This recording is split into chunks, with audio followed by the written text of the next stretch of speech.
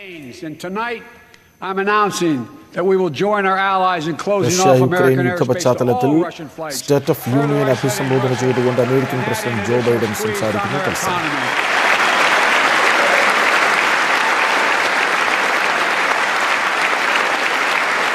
He has no idea what's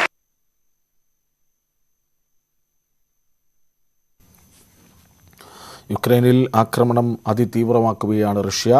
രാവിലെ America റഷ്യയ്ക്ക് മുന്നറിയിപ്പ് നൽകിയിരുന്നു.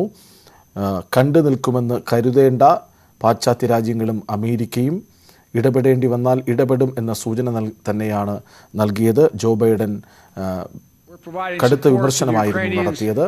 ഇപ്പോൾ സ്റ്റേറ്റ് ഓഫ് യൂണിയൻ അഭിസംബോധന ചെയ്ത് സംസാരിക്കുകയാണ്. We're giving more than $1 billion of direct assistance to Ukraine, and will continue to aid Ukrainian people as they defend their country and help ease their suffering.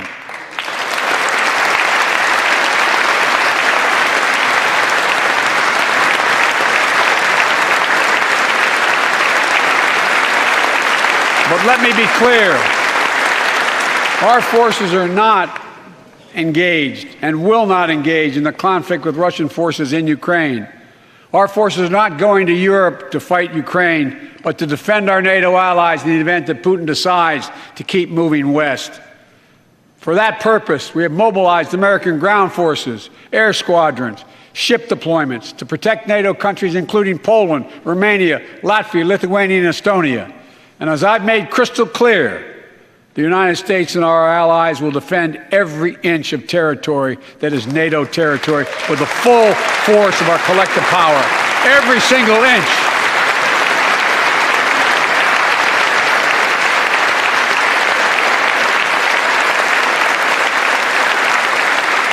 And we're clear-eyed. The Ukrainians are fighting back with pure courage. But the next few days, weeks, and months will be hard on them. Putin has unleashed violence and chaos, but while he may make gains on the battlefield, he'll pay a continuing high price over the long run.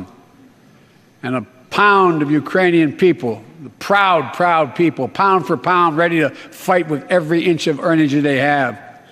They've known 30 years of independence, have repeatedly shown that they will not tolerate anyone who tries to take their country backwards. To all Americans, I'll be honest with you, as I always promised I would be. A Russian dictator invading a foreign country has cost around the world.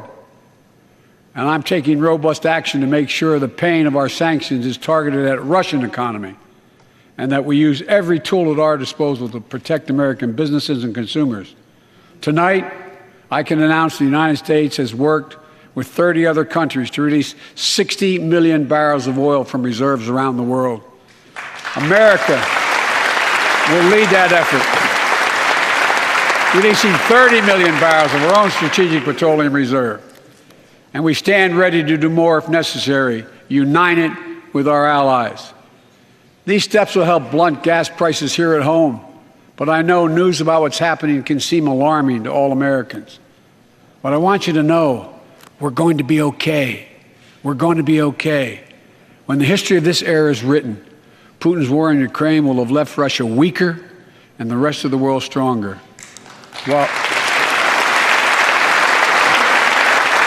While it shouldn't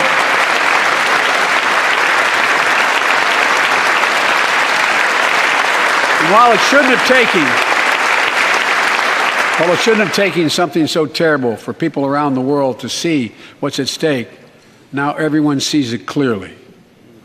We see the unity among leaders of nations, a more unified Europe, a more unified West.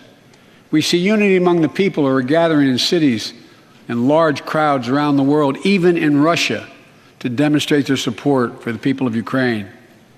In the battle between democracy and autocracies, democracies are rising to the moment, and the world is clearly choosing the side of peace and security. This is the real test. And it's going to take time. So let us continue to draw inspiration from the iron will of the Ukrainian people. To our fellow Ukrainian Americans who forged the deep bond that connects our two nations, we stand with you. We stand with you. Putin may circle Kyiv with tanks, but he'll never gain the hearts and souls of the Iranian people. He'll never extinguish their love of freedom, and he will never weaken the resolve of the free world.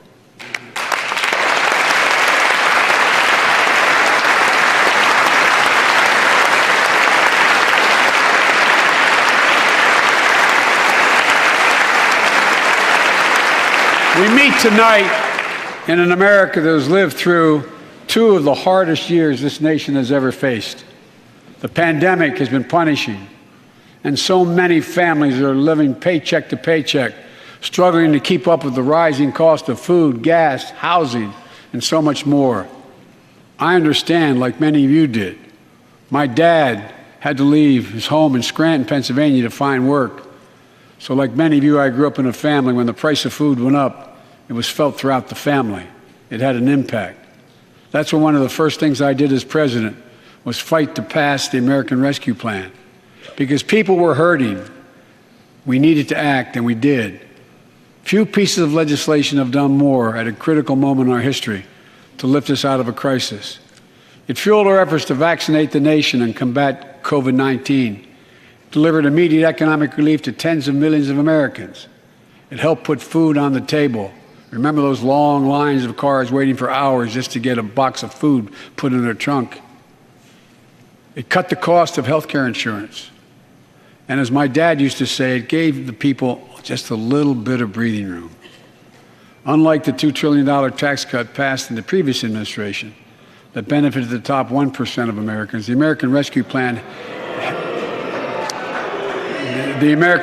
Plan helped working people and left no one behind.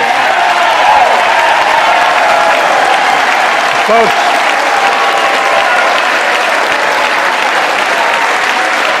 and it worked. It worked.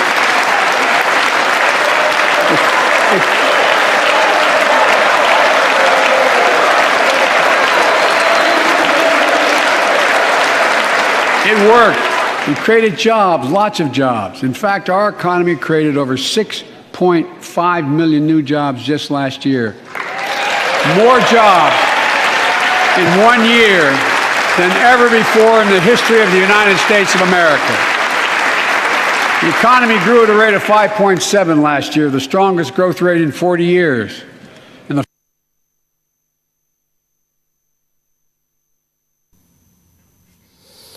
റഷ്യയുടെ സൈനിക നടപടികളെ അപലപിക്കുകയാണ് America. റഷ്യയ്ക്ക് മുന്നറിയിപ്പ് നൽകുന്നു. Russia യുക്രൈനെ ആക്രമിക്കുന്നത് പ്രകോപനമില്ലാതെയാണ്.